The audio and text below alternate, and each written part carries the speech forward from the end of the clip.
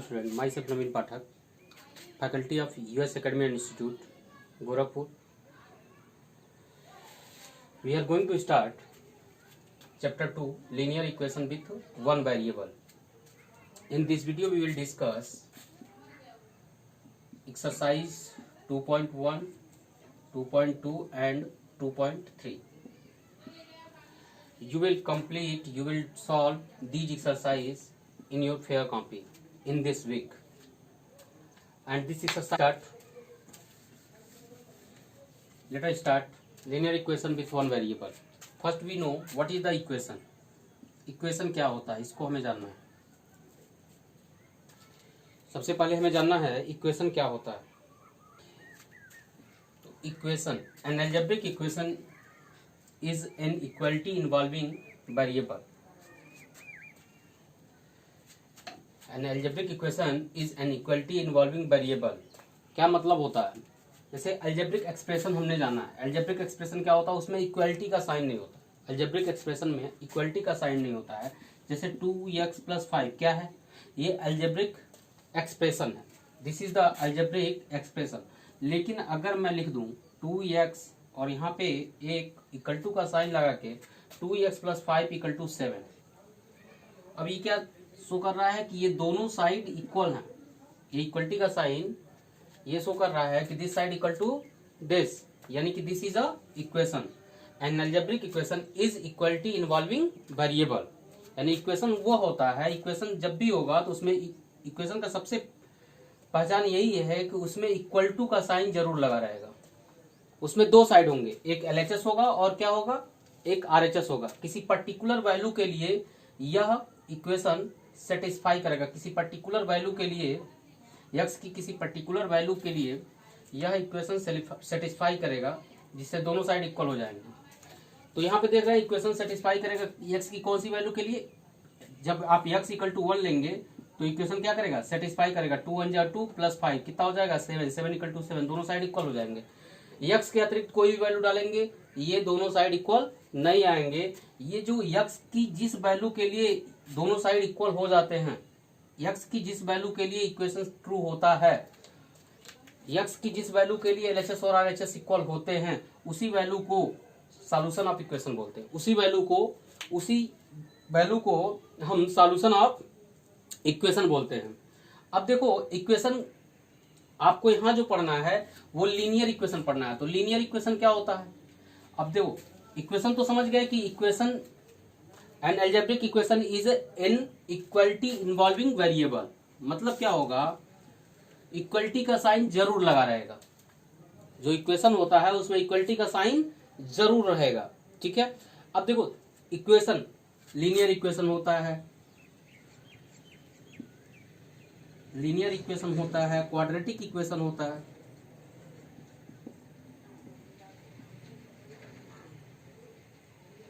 उसके बाद cubic equation होता है एंड सो ऑन.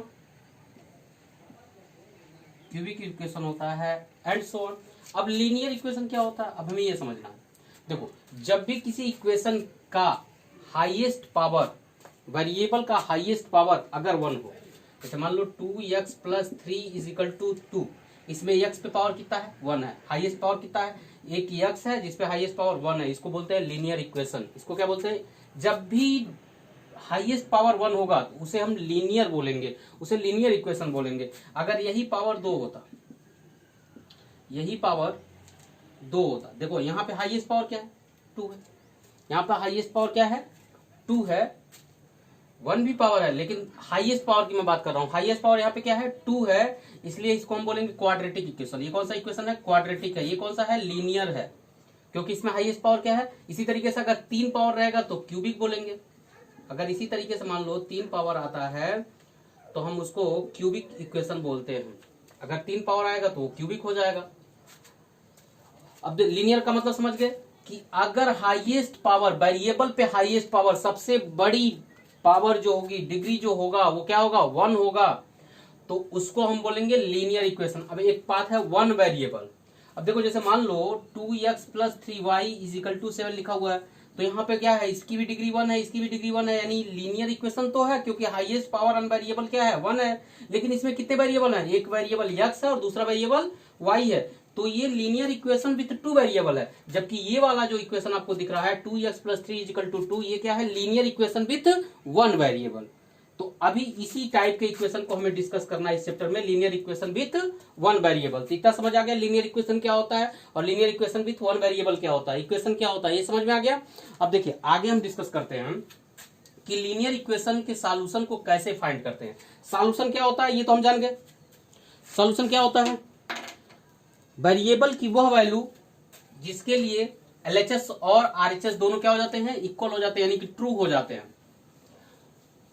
उसी वैल्यू को क्या बोलते हैं, सॉल्यूशन बोलते हैं। उसी वैल्यू को क्या बोलते हैं, सॉल्यूशन बोलते हैं। जैसे मान लो एक और एग्जांपल लेते हैं, मान लो हमें लिखा हुआ है सिंपल सा example, x plus 5 equal to 7। तो x की कौन सी वैल्यू जिसके लिए एलएचएस और आरएचएस दोनों क्या होंगे, इक्वल होंगे। इक्वल टू के इस साइड वाले को एलएचएस बोलते हैं, इक्वल टू के राइट साइड वाले पार्ट को आरएचएस बोलते हैं, ठीक है।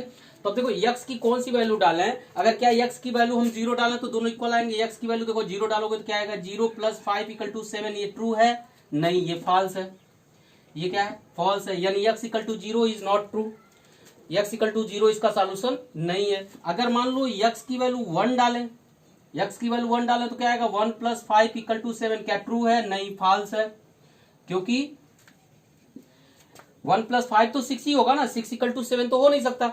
अच्छा अगर मान लो x की वैल्यू हमने 2 डाला तो क्या होगा, 2 प्लस 5 इक्वल टू 7, ये ट्रू है कि फॉल्स है, ट्रू है, क्योंकि 5 प्लस 2 कितना होगा, 7 होगा, 7 इक्वल टू 7 एकदम ट्रू है।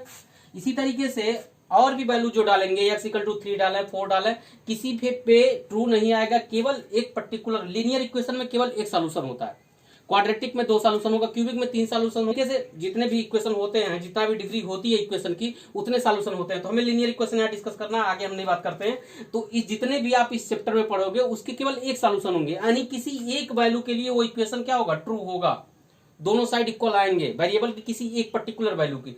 तो वही वैल्यू हम कैसे निकालेंगे, उसी मेथड को हम यहाँ पे सीखेंगे। क्लास 7 में जबकि हम लोग ये डिस्कस भी किए हैं। तो सॉल्यूशन समझ में आ गया, वेरिएबल की वह value, the value of variable which makes LHS equal to RHS true, which makes LHS equal to RHS true, that particular value of variable is known as solution। तो अब हम आगे डिस्कस करेंगे इसको कैसे सॉल्व करेंगे। तो सिंपल सा तरीका है, हमें कुछ बातें याद रखनी है। हम यहाँ पे देखते हैं कैसे सॉल्व कर लेंगे लीनियर इक्वेशन विथ 1 वेरिएबल। तो इसके लिए देखिए सिंपल सा पहला एग्जांपल है, एग्जाम्पल फर्स्ट देखिए। एग्जाम्पल फर्स्ट दिया है 2x माइनस 3 इजिकल टू 7। तो अब क्या है, हमें x की वैल्यू निकालनी है, वेरिएबल की वैल्यू जाननी है। तो वेरिएबल की वैल्यू जानने के लिए हम क्या करेंगे, सबसे पहले इस वेरिएबल को फ्री करना है। अब फ्री करने के लिए हम क्या करेंगे, सबसे पहला काम हमारा होगा कि हम इस 3 को उस साइड ट्रांसपोज कर दें। इस 3 को उस टाइप ट्रांसपोज करेंगे तो हमारे पास केवल क्या बचेगा, 2x। तो 2x इजिकल टू कितना आ जाएगा, 3 को उधर ट्रांसपोज करेंगे, ये माइनस है, उधर जाएगा तो क्या हो जाएगा, प्लस हो जाएगा, ये ध्यान रखना है। तो हो जाएगा 7 प्लस 3, यानी 2x इजिकल टू कितना आ गया, 10। 2x इजिकल टू 10 आ गया। अब देखो इस 2 को ट्रांसपोज करोगे, हमेशा ध्यान रखना है माइनस अगर निगेटिव है, सब्ट्रैक्शन है, उधर ट्रांसपोज करेंगे तो क्या हो जाएगा, एडिशन हो जाएगा। अगर इधर एडिशन है उधर ट्रांसपोज करेंगे तो क्या होगा, सब्ट्रैक्शन होगा। मल्टीप्लीकेशन है तो डिवाइड होगा, और डिवाइड है तो क्या होगा, मल्टीप्लाई होगा। तो 2x का मतलब क्या हो गया, 2x का मतलब होता है 2 into x, 2 multiply by x.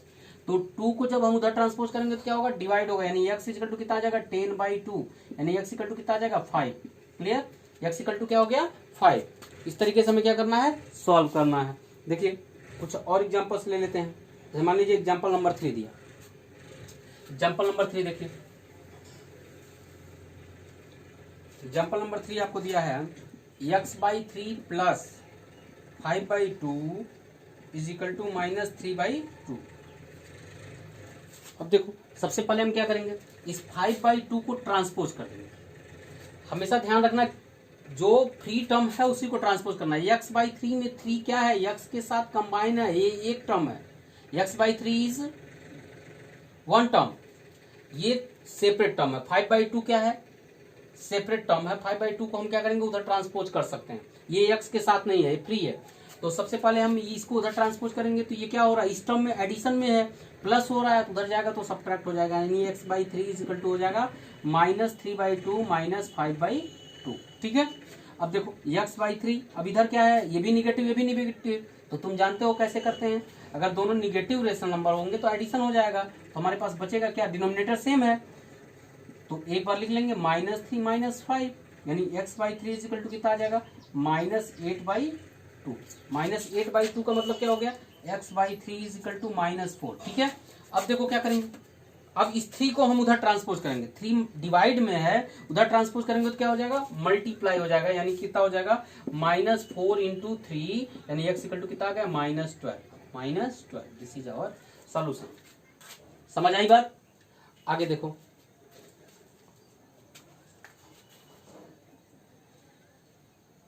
अब देखो तुम्हारी एक्सरसाइज में आते हैं, कुछ क्वेश्चंस लेते हैं। तुम्हारी एक्सरसाइज में क्वेश्चन नंबर 7 देखो,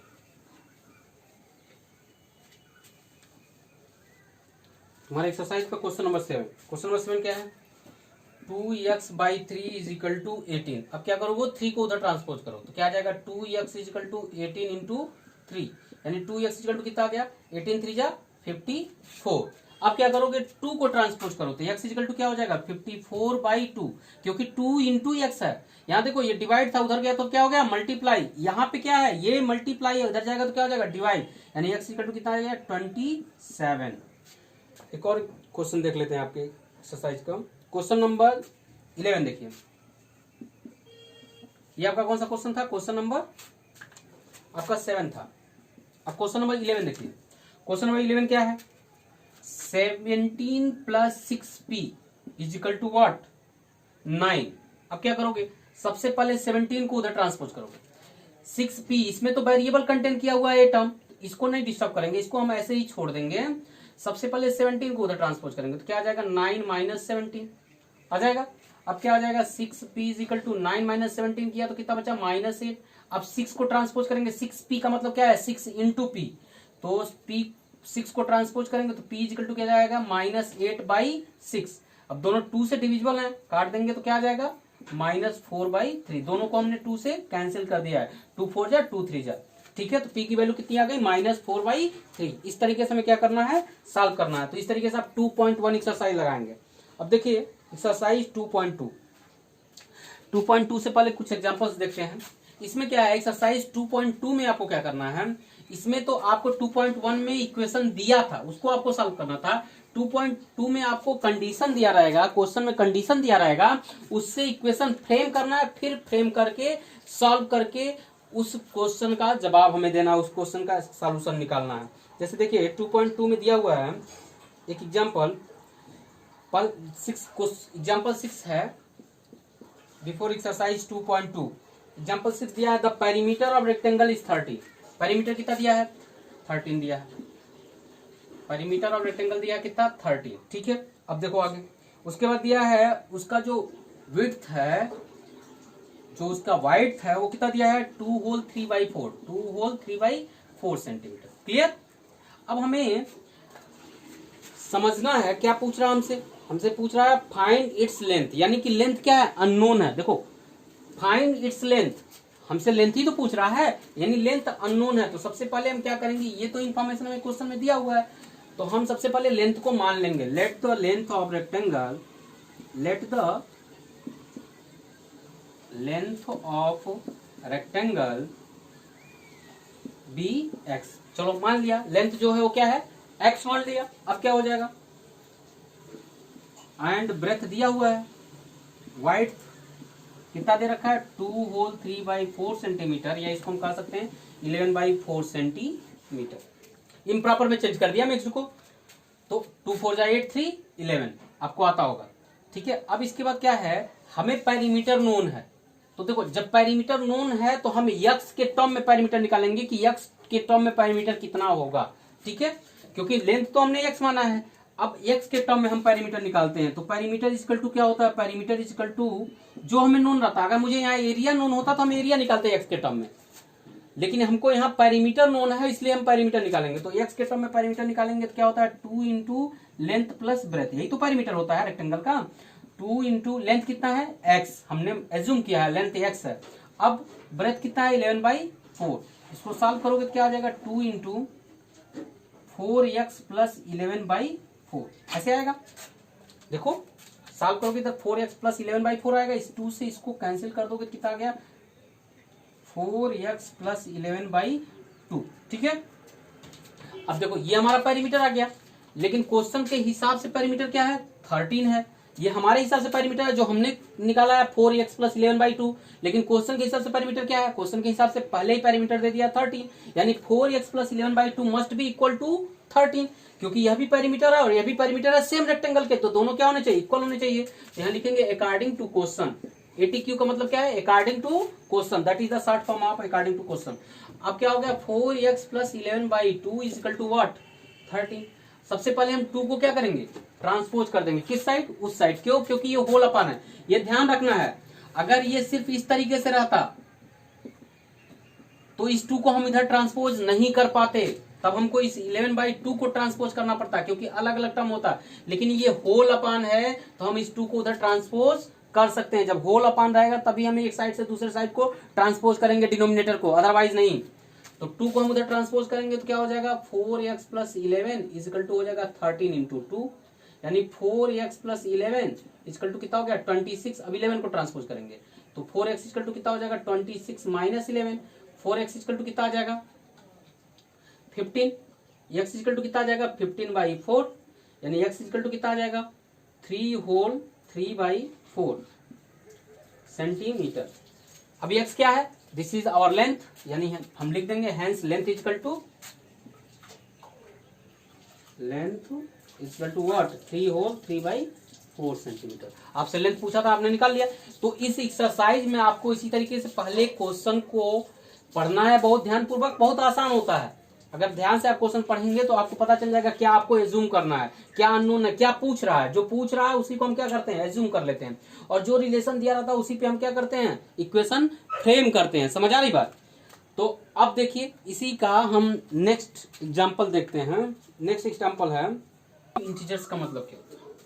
जैसे कोई भी इंटीजर अगर लगातार है, जैसे मान लीजिए 14, 15, 16, ये 3 कॉन्सिक्यूटिव इंटीजर है, लगातार है। 8, 9, 10, ये 3 कॉन्सिक्यूटिव इंटीजर है। कोई भी 3 इंटीजर जो लगातार हैं उनको 3 कॉन्सिक्यूटिव इंटीजर बोलते हैं या कॉन्सिक्यूटिव इंटीजर्स हैं। ये सब एंड सो ऑन, ये सब क्या है, कॉन्सिक्यूटिव इंटीजर हैं। अगर फिक्स ऑर्डर में है तो इनको कॉन्सिक्यूटिव इंटीजर बोलते हैं।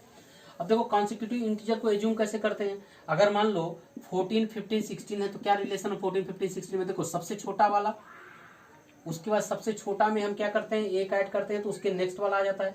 सबसे छोटा में अगर 2 ऐड करते हैं तो उससे उसके नेक्स्ट आ जाता है। इसी तरीके से एंड सो ऑन। तो अगर हम सबसे छोटे वाले इंटीजर को x मान लें तो नेक्स्ट वाला क्या हो जाएगा x+1, उसके नेक्स्ट वाला क्या होगा x+2, उसके नेक्स्ट वाला क्या होगा x+3 एंड सो ऑन। इस तरीके से कॉन्सिक्यूटिव इंटीजर को हम क्या करते हैं, मानते हैं। सबसे छोटे वाले को x मान लेते हैं तो नेक्स्ट वाला क्या आ जाएगा x+1, उसके नेक्स्ट वाला क्या आ जाएगा x+2, उसके नेक्स्ट वाला क्या आ जाएगा x+3 एंड सो ऑन। अच्छा, अब एक बात और समझनी है तुम्हें। अगर मान लो कहीं कभी कभी क्या होता है कॉन्सिक्यूटिव ऑड या इवन इंटीजर दे देता है, कॉन्सिक्यूटिव ऑड या इवन दोनों के केस में देखो कॉन्सिक्यूटिव ऑड या इवन इंटीजर्स दे देता है। तो क्या मतलब है इसका, देखो अगर कॉन्सिक्यूटिव इवन इंटीजर की बात करना तो 14 के बाद क्या आएगा 16 आएगा, उसके बाद क्या आएगा 18 आएगा, उसके बाद क्या आएगा 20 आएगा एंड सो ऑन। तो क्या है, अगर सबसे छोटा को x माने तो नेक्स्ट वाले को पाने के लिए हमें क्या करना पड़ रहा है, उसमें 2 ऐड करना पड़ेगा। देखो 14 में 2 ऐड करेंगे 16 आएगा, उसके नेक्स्ट वाले में 4 ऐड करना पड़ेगा, उसके नेक्स्ट वाले में 6 ऐड करना पड़ेगा एंड सो ऑन। तो इस तरीके से कॉन्सिक्यूटिव इवन को जब भी एज्यूम करना रहता है तो स्मॉलर को हम x मानते हैं, उसके नेक्स्ट वाला क्या हो जाता है x+2, उसके नेक्स्ट वाला क्या हो जाता है x+4 और उसके नेक्स्ट वाला क्या हो जाता है x+6 एंड सो ऑन। इसी तरीके से अगर मान लो कॉन्सिक्यूटिव ऑड इंटीजर की बात करें तो कॉन्सिक्यूटिव ऑड इंटीजर मतलब देखो मान लो सबसे छोटा 11 है, मान लिया सबसे स्टार्टिंग क्या है 11 से कर रहा है, तो 11 है, उसके नेक्स्ट वाला क्या होगा 13 होगा, उसके नेक्स्ट वाला क्या होगा 15 होगा, उसके नेक्स्ट वाला क्या होगा 17 होगा एंड सो ऑन। इसमें भी क्या है दो ही तो ऐड हो रहे हैं। तो अब हम क्या करेंगे, अगर सबसे छोटे वाले को x मान लिए तो नेक्स्ट वाला क्या होगा, x+2 होगा, उसके नेक्स्ट वाला क्या होगा, x+4 होगा, उसके नेक्स्ट वाला क्या होगा, x+6 होगा, एंड सो ऑन। ये नहीं ध्यान देना है कि सर ये 2 तो इवन है, 4 तो इवन है, 6 तो इवन है, नहीं। अगर ये x ऑड है तो ऑड में जब भी हम 2 ऐड करेंगे तो नेक्स्ट ऑड आएगा। देखो 11 में अगर 2 ऐड करोगे तो नेक्स्ट ऑड आया, 13 में 2 ऐड किए तो नेक्स्ट ऑड आया, इसी तरीके से 11 में 2 ऐड किए नेक्स्ट ऑड आया, 11 में 4 ऐड किए उसके नेक्स्ट ऑड आया, 11 में 6 ऐड किए उसके नेक्स्ट ऑड आया। तो इस तरीके से हम ऑड का भी फॉर्म इसी तरीके से जूम करते हैं। पहला x मान लेते हैं, नेक्स्ट क्या आ जाता है x+2, उसके नेक्स्ट क्या हो जाता है x+4। तो यहाँ पे हमें जो क्वेश्चन दिया हुआ क्वेश्चन नंबर 6 में हमारा दिया हुआ है कॉन्सिक्यूटिव इंटीजर। हम मान लेते हैं स्मॉलर इंटीजर क्या है, x है। Let the smaller integer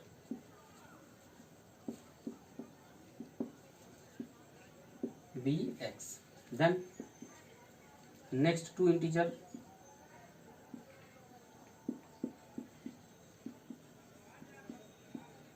will be क्या हो जाएंगे, x+1 एंड x+2 रिस्पेक्टिवली। जो नेक्स्ट 2 इंटीजर होंगे वो क्या हो जाएंगे, x+1 और x+2 हो जाएंगे। अब कह रहा है इन तीनों का सम कितना हो रहा है, 50। इन तीनों का सम आपका हो रहा है 51। तो अब यहां लिख लेते हैं sum of these integers, sum of these integers, इन तीनों इंटीजर का सम क्या हो गया, x+1 प्लस x+2 कितना आ जाएगा, x कितना आ गया 3x प्लस 1+2 कितना आ गया 3, यानी कि इन तीनों का सम कितना आ गया 3x+3। x में x जोड़े तो 2x हुआ, फिर x जोड़े तो कितना हो गया 3x, और ये 1 और ये 2 जुटेगा तो कितना हो गया 3 हो गया। ये दोनों आपस में नहीं जुटेंगे क्योंकि ये दोनों लाइक टर्म नहीं है, लेकिन अकॉर्डिंग टू क्वेश्चन इनका सम कितना है 51 है, यानी 3x+3 किसके बराबर होना चाहिए 51 के। तो 3x इक्वल टू कितना हो गया, 3 को इधर ट्रांसपोज करें 51 - 3 यानी 3x इक्वल टू कितना आ गया 48, x इक्वल टू कितना आ गया 16। 48 को हमने 3 से डिवाइड किया तो x इक्वल टू कितना आ गया 16, यानी कि सबसे छोटा वाला इंटीजर जो है वो 16 है, और नेक्स्ट दो क्या हो जाएंगे 17 एंड 18, यानी हमारा इंटीजर्स हो जाएंगे। Hence required integers are 16, 17 and 18। Clear. इस तरीके से आपको क्या करना है, ऐड कर लगाना है। अब देखो इसको तीनों को ऐड करके देख लो 51 आएगा। ठीक है, आगे देखो अब हम आपको बताते हैं क्वेश्चन नंबर 15। क्वेश्चन नंबर 14 और 15, 14 और 15 दोनों हम लोग लगभग डिस्कस कर चुके हैं एग्जाम्पल 11 में। सेम ही टाइप के क्वेश्चन है, लेकिन फिर भी 15 देख लेते हैं। 15 क्वेश्चन नंबर 15 हम फिर से देख लेते हैं।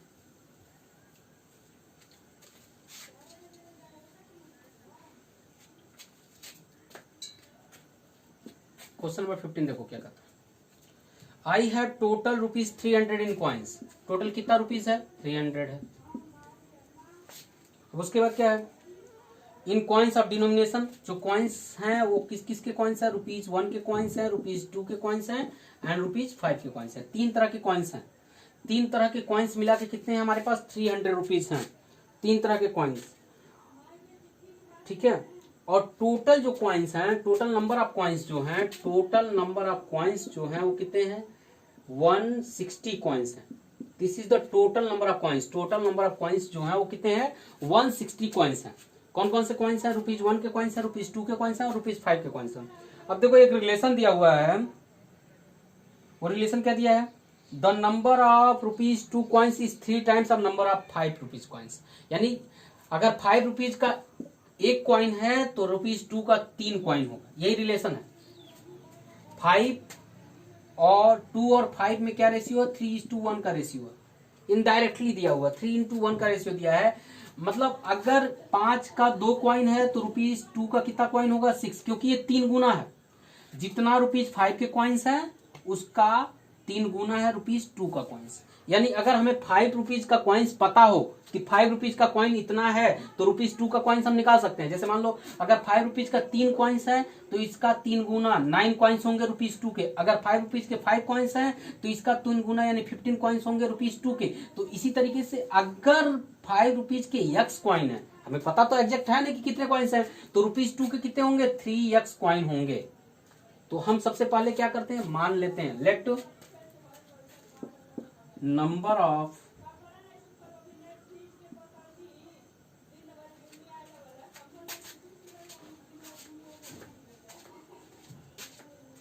ए चिलुल भाई तो कहीं नहीं पता हम वीडियो बनाओ तो टीम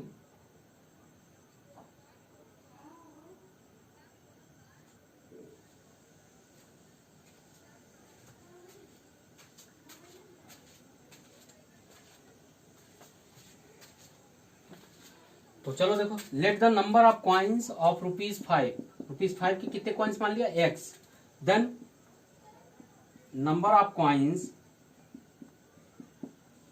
₹2 कितने हो जाएंगे, 3x हो जाएंगे, क्योंकि 3 गुना है, जितने 5 के कॉइन्स है उसके 3 गुना है। अब देखो तीनों कॉइन्स को मिला के जो संख्या वो कितनी है, 160 है। यानी इन दोनों कॉइन्स की संख्या को जोड़ के ऐड करके अगर 160 से हम माइनस कर दें तो किस कॉइन की संख्या पता चल जाएगी, ₹1 के कितने कॉइन्स हैं। तो hence number of coin of ₹1 के कितने कॉइन हो जाएंगे। अब क्या करेंगे, 160 से हम माइनस कर देंगे कितना, x प्लस 3x, यानी कितना आ जाएगा 160 माइनस 4x। एकदम सेम क्वेश्चन है, कौन सा, एग्जाम्पल 11 जो आपको समझाया हूं। अब क्या करेंगे, अब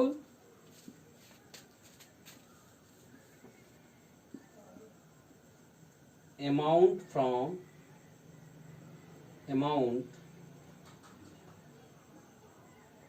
अमाउंट्स, अब क्या हो जाएगा, फ्रॉम कॉइन ऑफ ₹5, यहाँ स्पेस नहीं है, इसको हम इरेज कर देते हैं। हमारे दिमाग में और आना चाहिए कि किस कॉइन्स के कितने हैं, ₹5 के कितने कॉइन्स हैं, x कॉइन्स हैं, ₹2 के कितने कॉइन्स हैं, 3x कॉइन्स हैं, ₹1 के कितने कॉइन्स हैं, 160 माइनस 4x कॉइन्स हैं। इसको आप नोट कर लें, हम देखें आगे बताते हैं।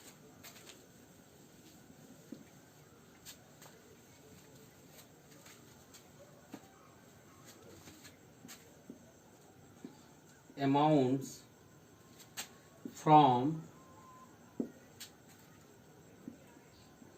Coins of ₹5। अब 5 के कितने कॉइन्स हैं, x कॉइन्स हैं, तो x इंटू क्या हो जाएगा ₹5। अगर मान लीजिए 5 के अगर 2 कॉइन्स है तो हमारे पास कितना रुपया हुआ, ₹10। कैसे पता चला, 5 इंटू 2 10 आया।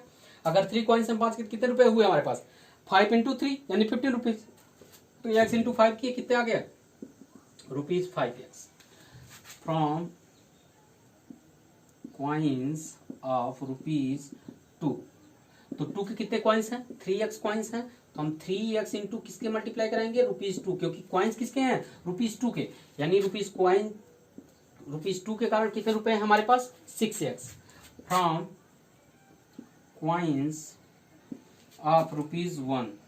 अब 1 के कितने कॉइन्स हैं, 160 माइनस 4x इंटू 1 करेंगे, और किसी भी नंबर 1 से मल्टीप्लाई कराते हैं तो वही आता है।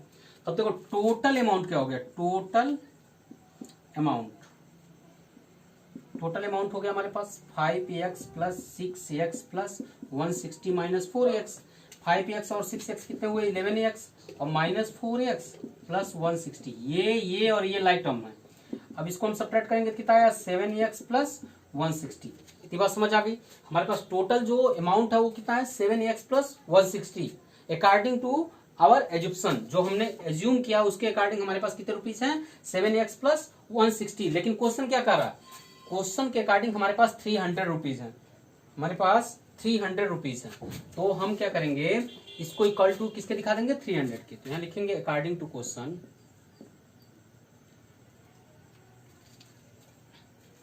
According to question 7x plus 160 equal to किसके बराबर हो जाएगा, 300 के, क्योंकि ये भी हमारे पास टोटल अमाउंट है और ये टोटल अमाउंट गिवन है इन क्वेश्चन।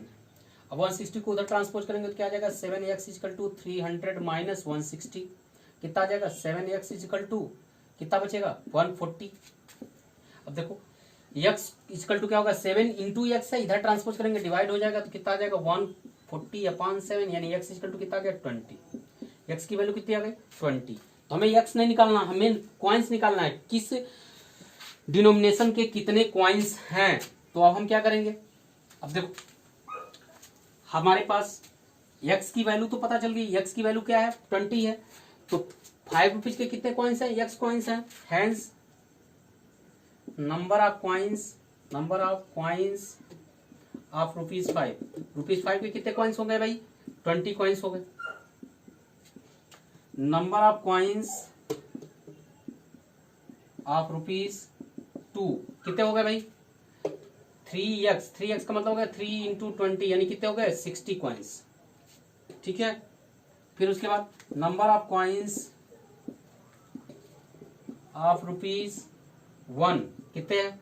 160 माइनस 4x यानी 160 माइनस 4x का मतलब 20 यानी 160 माइनस 80 यानी कितना हो गया? 80 कॉइन्स। अब देखो हमारे पास ₹5 के कितने कॉइन्स हैं? 20 कॉइन्स हैं। हमारे पास ₹2 के कितने कॉइन है? 60 कॉइन्स है। हमारे पास ₹1 के कितने कॉइन है? 80 कॉइन्स हैं। इस तरीके का एग्जाम्पल 11 में कह रहा है देवेशी has total ₹590।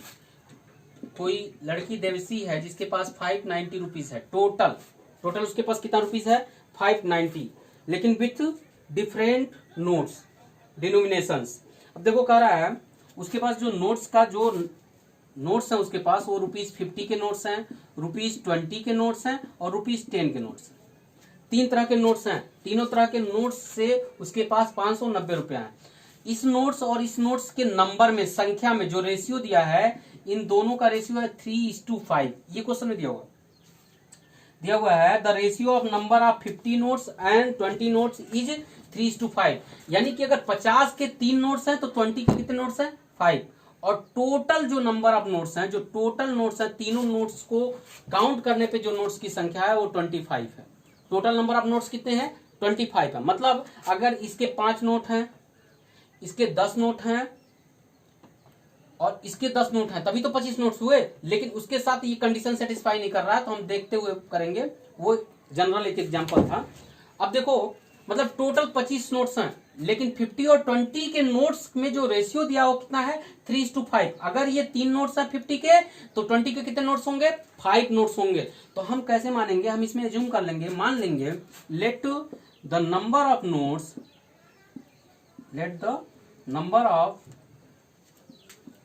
Notes of ₹50 be 50 के कितने नोट्स मान लेते हैं? 3x। सिंपल सी बात है। अगर इसके 3x नोट्स होंगे देन 20 के कितने नोट्स होंगे? 5x। Then number of notes of ₹20 कितना हो जाएगा? 5x नोट्स होंगे। अब देखो तब 10 के कितने नोट्स होंगे? इन दोनों नोट्स की संख्या को जोड़ के हम 25 से माइनस कर दें, उतने नोट्स होंगे। अगर मान लो इन दोनों नोट्स की संख्या अगर 20 है तो 10 के कितने नोट्स होंगे? 5 नोट्स होंगे। अगर इन दोनों नोट्स की संख्या, अगर मान लो हम कहें इसकी नोट्स की संख्या 6 है और इसकी नोट्स की संख्या कितनी है? 10 है, तो दोनों को मिला के 16 नोट हुए। तो 10 के कितने नोट्स होंगे? 9 नोट्स होंगे, क्योंकि 16 और 9 जोड़ेंगे 25 नोट्स हो जाएंगे। यानी इन दोनों के नोट्स की संख्या को ऐड करके हम 25 से माइनस कर दें तो क्या निकल जाएगा? Number of notes of ₹10। यहां लिख देते हैं therefore number of notes of ₹2, number of notes of ₹10 कितना निकल जाएगा भाई? 25 में से हम सब्ट्रैक्ट कर दें 50 के नोट्स प्लस 20 के नोट्स की संख्या को, तो कितना आ जाएगा? 25 माइनस 8x। क्यों मैंने सब्ट्रैक्ट किया है? क्योंकि टोटल नंबर ऑफ नोट्स कितने हैं? 25 नोट्स हैं और 20 और 50 के नोट्स कितने हो गए? दोनों मिला के 8x हो गए। तो दोनों को माइनस कर देंगे तो हमें पता चल जाएगा जो बचे हुए नोट्स हैं वो कितने हैं? 10 के नोट्स हैं। तो इतने नोट्स हैं अकॉर्डिंग टू अस, जो हमने अपना एज्यूप्शन किया है उस एज्यूप्शन के अकॉर्डिंग इतने नोट्स हैं। अब देखो तो अमाउंट क्या हो जाएगा उसके पास?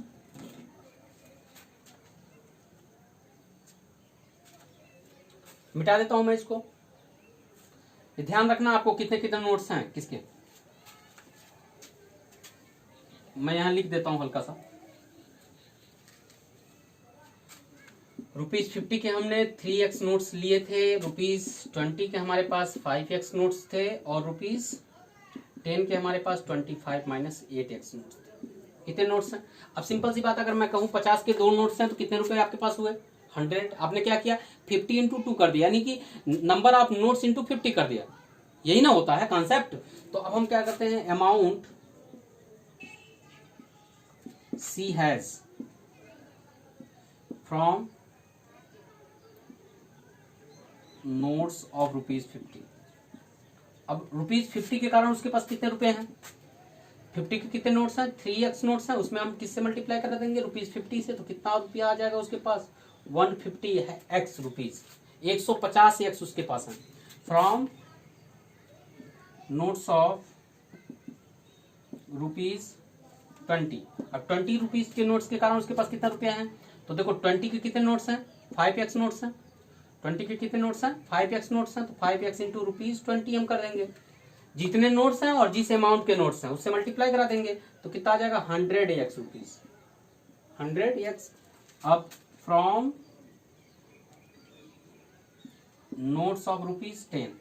अब 10 रुपीज के कारण उसके पास कितने रुपए हैं, तो 10 रुपीज के कितने नोट हैं, 25 माइनस 8x हैं, और इंटू क्या हो जाएगा ₹10। अब 10 से इन दोनों मल्टीप्लाई होगा, दोनों में मल्टीप्लाई होगा तो देखो क्या आ जाएगा, 25 में 10 से मल्टीप्लाई हुआ तो 250 रुपीज हो गया, और माइनस 8x में 10 से मल्टीप्लाई हो गया तो 80x हो गया। ठीक है, इतने रुपीज उसके पास है। अब टोटल अमाउंट क्या हो गया, टोटल अमाउंट, अब तीनों नोट से जो रुपए हो रहा है वो जोड़ लेते हैं, इक्वल टू हो गया 150x plus 100x plus 250 minus ₹80x। तो अब देख लो ये और ये लाइक टर्म्स हैं, तीनों टर्म x कंटेन कर रहा है, 150x 100x, और तो इन तीनों में हम ऑपरेशन अब कर लेते हैं, 150x प्लस 100x अब माइनस 80x प्लस 250, ये लाइक टर्म नहीं है, इसको किनारे कर देते हैं, ये ऐड नहीं होगा, इन तीनों में ऐड सब्ट्रैक्शन हो जाएगा लेकिन ये ऐड नहीं होगा क्योंकि ये इसका लाइक टर्म नहीं हो, वो किनारे रहेगा।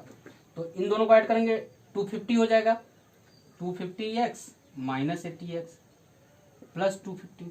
अब 250 में से 80x माइनस करेंगे तो क्या बचेगा, कितना बचेगा, 170 बचेगा, यानी 170x प्लस 250 रुपीज है उसके पास, 170x प्लस 250 रुपीज है उसके पास।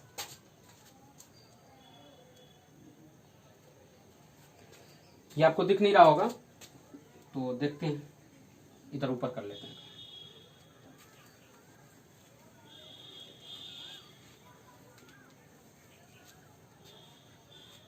देखिए इन दोनों को ऐड करेंगे तो कितना हो गया, 250x हुआ माइनस 80x प्लस 250। अब क्या करते हैं, इसमें से इसको सब्ट्रैक्ट करेंगे तो कितना बचेगा, 170x प्लस 250। अब इतना रुपीस है उसके पास, लेकिन क्वेश्चन में स्टार्टिंग में ही कह दिया था उसके पास टोटल कितने रुपीस हैं, 590, और हमारे अकॉर्डिंग कितने हैं, 170x प्लस 250, यानी यह अमाउंट उसके पास है देवांशी के पास, और 590 भी देवांशी के पास ही है, यानी यह दोनों अमाउंट क्या होने चाहिए, इक्वल होने चाहिए। तो हम लिखेंगे अकॉर्डिंग टू क्वेश्चन, हमारे हिसाब से उसके पास 170x प्लस 250 रुपीज हैं, लेकिन क्वेश्चन के अकॉर्डिंग उसके पास कितने हैं, 590 है, यानी दोनों क्या होने चाहिए, इक्वल होने चाहिए। अब इसको हम सॉल्व करेंगे, अब 250 को उधर ट्रांसपोज करेंगे, क्या हो जाएगा, 590 माइनस 250 होगा या नहीं होगा, फिर 170x इजिकल टू कितना हो जाएगा, सब्ट्रैक्ट करेंगे तो कितना बचेगा, देखिए 340, x इक्वल टू कितना हो जाएगा, 340 अपॉन 170, x इक्वल टू कितना हो जाएगा 2, x की वैल्यू कितनी आ गई 2, हमें x नहीं निकालना था, हमें नंबर ऑफ नोट्स निकालने थे। तो हमें याद होगा नंबर ऑफ नोट्स क्या क्या एज्यूम किए थे, हमने 50 के नोट्स 3x थे, तो यहाँ लिखेंगे hence number of notes of ₹50 is equal to 3x थे, 3x का मतलब क्या हो गया, 3 into what is the value of x, 2, 3x का मतलब हो गया 3 इंटू x, और यहाँ पे वैल्यू डाल दिया मैंने तो कितना आ गया 6 नोट्स, कितने नोट्स आ गए ₹50 के, 6 नोट्स। इसी तरीके से नंबर ऑफ नोट्स ऑफ ₹20 कितने थे, 5x थे, तो क्या हो गया 5 इंटू 2, यानी कितने नोट्स आ गए 10 नोट्स, यानी ₹20 के कितने नोट्स हैं, 10 नोट्स हैं। फिर नंबर ऑफ नोट्स ऑफ ₹10, 10 का नोट्स कितने थे, 25 माइनस 8x, यानी 25 माइनस 8 इंटू 2, 8x मतलब क्या हो गया 8 इंटू 2, यानी 25 माइनस 16, यानी कितने नोट्स आ गए 9 नोट्स। ठीक है, तो ये आपका क्लियर हो गया। इस तरीके से आपको क्वेश्चन को क्या करना है, सॉल्व करना है। अब देखिए आपके एक्सरसाइज पे आते हैं। एक्सरसाइज 2.2 में देखिए क्या दिया हुआ है। 2.2 में टोटल 16 क्वेश्चंस हैं, तो हम इसमें कुछ क्वेश्चंस आपको बता देते हैं।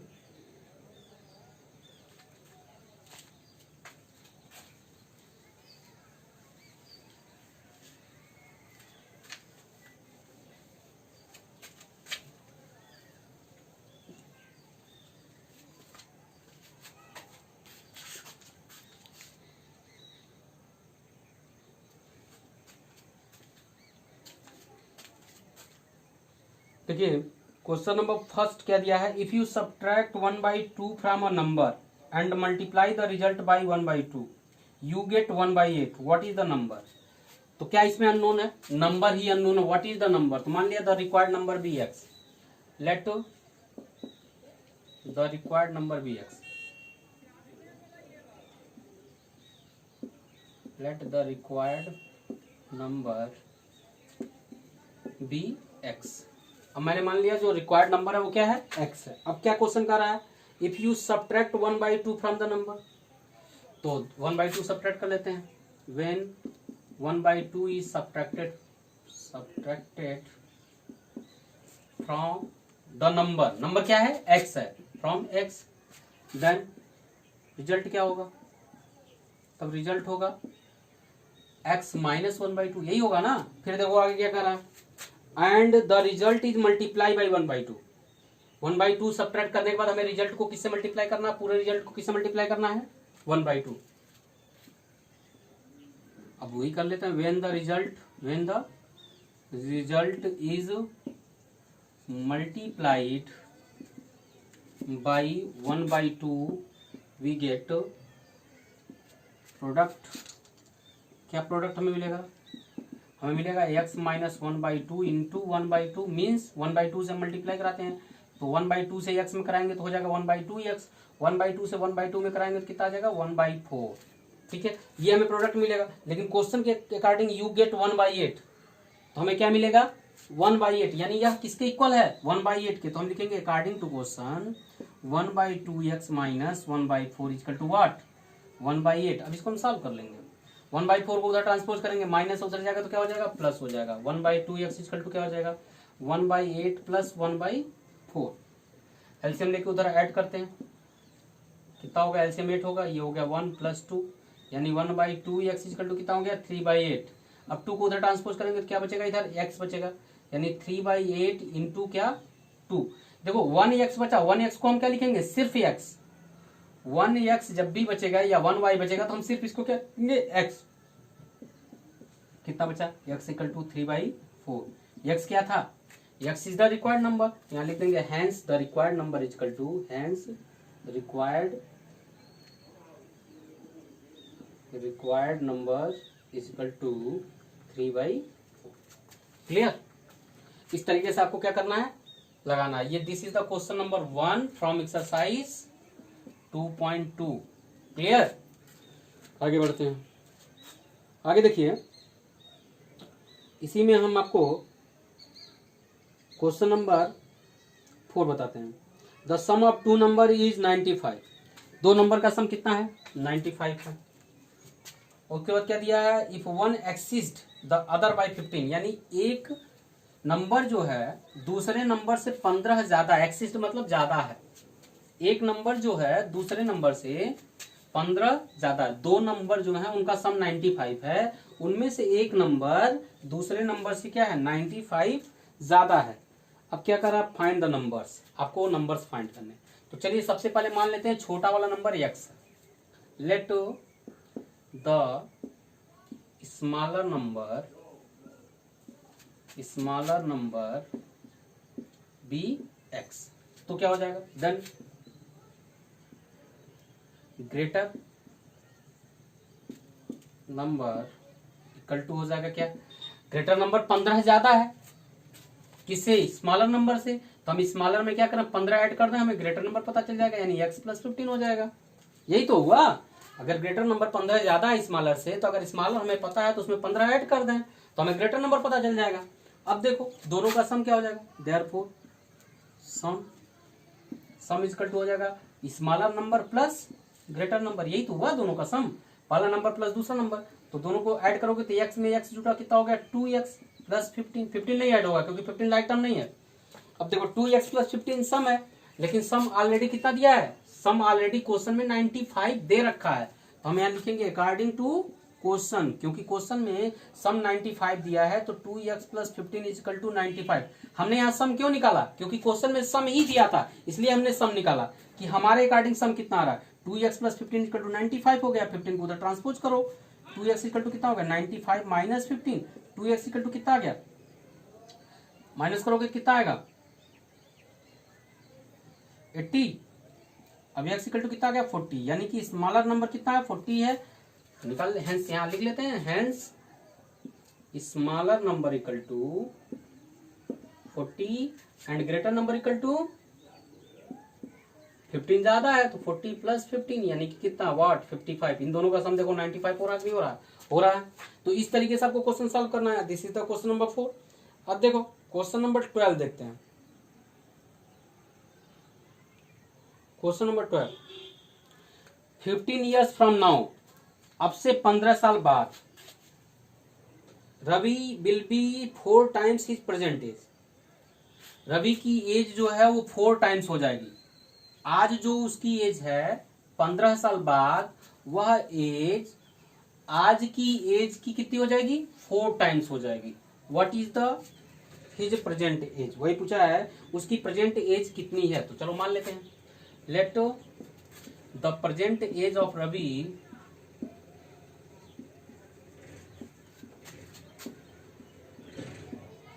B x.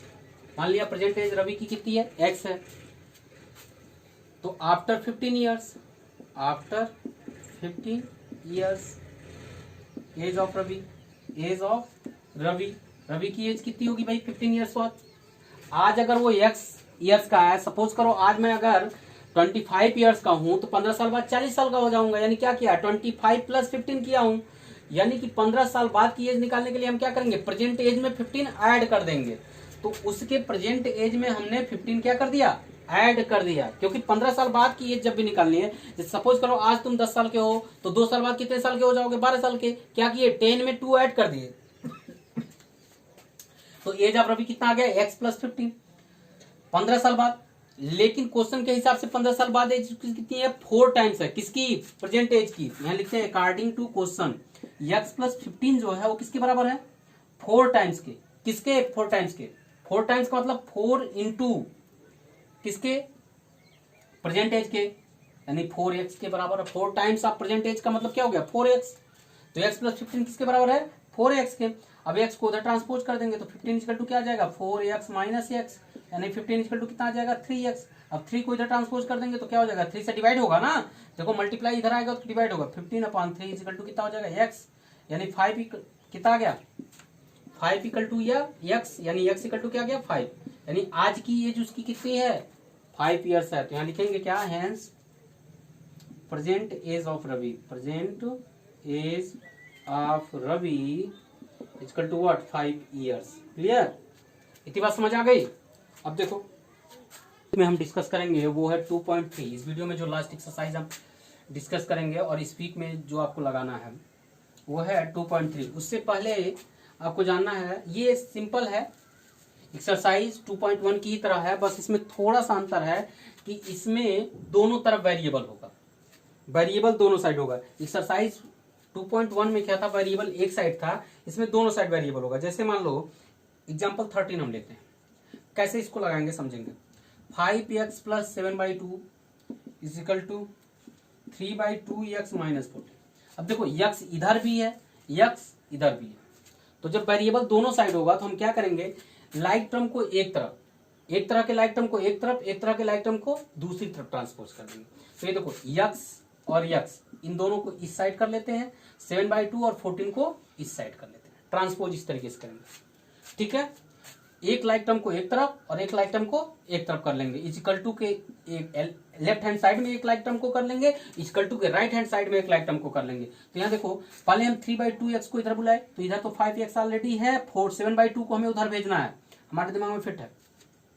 ये एरो एरो आपको बनाना नहीं है, हमें आपको समझाने के लिए बताए हैं। तो अब 3/2x को आप इधर बुलाओगे तो आप जानते हो जब भी हम ट्रांसपोज करते हैं तो साइन चेंज हो जाता है, ये पॉजिटिव है, इधर आएगा तो क्या हो जाएगा, निगेटिव हो जाएगा। इज इक्वल टू अब 7/2 को उधर ट्रांसपोज करेंगे तो -14 प्लस क्या हो जाएगा 7/2, -14 प्लस 7/2। अब देखो एलसीएम लेके सॉल्व करते हैं, इसके नीचे कुछ नहीं 1 है, दोनों का एलसीएम कितना हुआ 2 हुआ, इसमें 2 से मल्टीप्लाई होगा तो कितना हो गया 10x - 3x इक्वल टू, इसी तरीके से यहाँ भी एलसीएम लिए 2 हो गया। ये प्लस क्यों हो गया, क्योंकि ये माइनस था, उधर ट्रांसपोज किया तो प्लस हो गया, ये माइनस ऑलरेडी यहाँ बचा हुआ था। यहाँ पे हमारे पास कितना हो गया -28 प्लस 7। अब देखो यहाँ पे कितना बचा, बचा हमारे पास 7x/2 और यहाँ पे कितना बचा -21/2। अब क्या करते हैं, इस 2 को उधर ट्रांसपोज करते हैं, ये 2 अपान में उधर जाएगा तो क्या हो जाएगा। अब देखो अब सिंपल हो गया, अब इस तरह का क्वेश्चन तो तुम सॉल्व कर चुके हो। अब एक तरफ वेरिएबल है, अब इस 2 को उधर ट्रांसपोज करोगे, डिवाइड है उधर जाएगा तो क्या हो जाएगा मल्टीप्लाई हो जाएगा, इधर क्या बचा सिर्फ 7x इक्वल टू कितना हो गया -21/2 इंटू 2, इस 2 से 2 कैंसिल हो गया, 7x इक्वल टू कितना आ गया -21। अब 7 को ट्रांसपोज कर दो, x इक्वल टू कितना हो गया -21/7, x इक्वल टू कितना आ गया -3। बस इसमें क्या करना है आपको, बस ये ध्यान रखना है कि एक वेरिएबल को एक साइड कर लेना है, एक तरह के लाइक टर्म को एक तरफ कर लेना है, एक तरह के लाइक टर्म को दूसरी तरफ कर लेना है और इस तरीके से सॉल्व करना है। ठीक है, देखिए एक्सरसाइज में हम आपके आते हैं, एक्सरसाइज में चेक योर रिजल्ट आल्सो दिया हुआ है, इसमें आपको रिजल्ट भी क्या करने हैं चेक करने हैं। सॉल्व करने के बाद आपको चेक करके देखना है कि आपने जो लगाया है वो करेक्ट है या नहीं है। क्वेश्चन देख लेते हैं, पहला ही क्वेश्चन देख लेते हैं एक्सरसाइज का। तो क्या है पहला question, 3x equal to 2x plus 18, 3x equal to 2x plus 18, 2x plus 18 है। तो क्या करेंगे हम, पहले इसको सॉल्व करेंगे। तो अब देखो हमने कहा एक तरह के लाइक टर्म को एक तरफ करेंगे, यहाँ 3x है यहाँ 2x है, तो अब सबसे पहला काम है इसको हम इधर ट्रांसपोज करेंगे। तो 3x - 2x इक्वल टू क्या हो जाएगा 18, यहाँ कितना बचा x इक्वल टू 18 आ गया। अब देखो ये तो बड़ा सिंपल सा क्वेश्चन है, इसके रिजल्ट भी हमें चेक करना है, लिखेंगे checking the result, checking the result, और चेक करके हम दिखाएंगे LHS और RHS क्या आ रहे हैं इक्वल आ रहे हैं।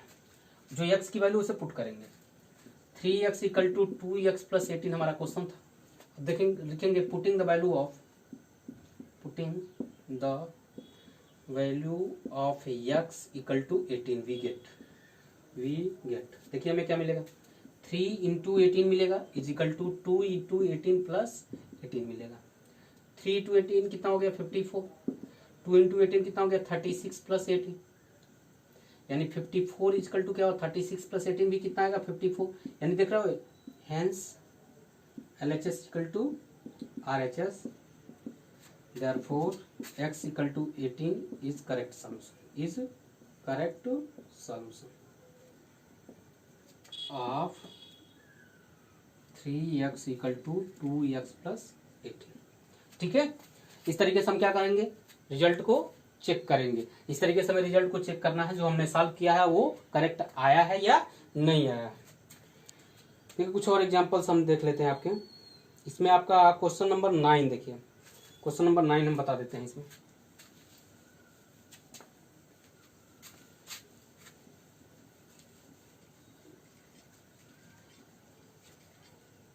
बहुत सारे क्वेश्चन हम नहीं बता पा रहे हैं क्योंकि बहुत लंबा आपका वीडियो हो जाएगा, इसलिए जिस तरीके से मैं बता रहा हूँ उसी तरीके से आप सॉल्व करेंगे, सारे क्वेश्चन को आप सॉल्व कर लेंगे। क्वेश्चन नंबर 9 जो है ये आपका है 2y plus 5/3 equal to 26/3 minus y। अब देखो इधर भी y है इधर भी y है, इक्वल टू के लेफ्ट हैंड साइड में भी y है राइट हैंड साइड में भी y है, तो इस y को हम इधर ट्रांसपोज करते हैं, 5/3 को उधर ट्रांसपोज करते हैं, ये y माइनस में इधर आएगा तो क्या हो जाएगा प्लस हो जाएगा, तो 2y plus y equal to कितना हो जाएगा 26/3 माइनस 5/3। अब इन दोनों को ऐड करोगे तो कितना बचा 3y हुआ। एलसीएम लेने की कोई जरूरत नहीं क्योंकि डिनोमिनेटर सेम है, डायरेक्ट हम सब्ट्रैक्ट कर देंगे, तो 3y इक्वल टू कितना बचा 21/3, तो 3y इक्वल टू कितना हो गया 21/3 को हम 3 से डिवाइड करेंगे 7 आएगा। देखो y की वैल्यू कितनी आ गई, y की वैल्यू आ गई 7/3। ठीक है, ये तो y की वैल्यू हो गई। अब हमें क्या करना है रिजल्ट भी चेक करना, हर क्वेश्चन के इसमें रिजल्ट चेक करना है, तो यहाँ लिखेंगे checking the result. Result check करने के लिए जो हमारी वैल्यू आई है उसी को हमें पुट करना है इस गिवन इक्वेशन में और देखना दोनों साइड इक्वल आ रहा है कि नहीं आ रहा। तो अब हमारे पास क्या है equation 2y plus 5/3 is equal to 26/3 minus y। यहाँ लिखेंगे putting the value of y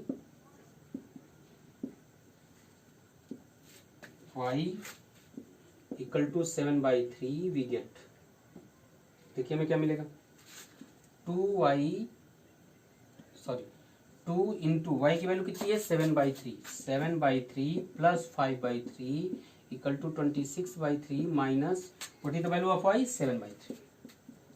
अब इधर देखिए कितना हो गया 14/3 प्लस 5/3 इक्वल टू इधर हम 3 लिख लिए 26 माइनस 7। इधर भी डिनोमिनेटर सेम है तो एक बार लिख लेंगे कितना हो जाएगा 14 प्लस 5 इक्वल टू 21/3 और ये कितना हो गया सॉरी 19/3 होगा 26 माइनस 7 19 होगा 19/3 और इधर देखिए भी 19/3 हो गया, इधर भी क्या हो गया 19/3 आया और इधर भी 19/3 आ गया, यानी दोनों साइड क्या आ गया इक्वल आ गए। खुद दिख रहा है LHS और RHS क्या आ गया, hence LHS equal to RHS और वही बात लिख देंगे hence y equal to 7/3 is correct solution of this equation. ठीक है, तो इस तरीके से आपको 2.3 करना है। इस वीक में आपको 2.3 तक लगाना है। नेक्स्ट वीक में हम लोग 2.4, 2.5 और 2.6 पढ़ेंगे। ठीक है, थैंक यू।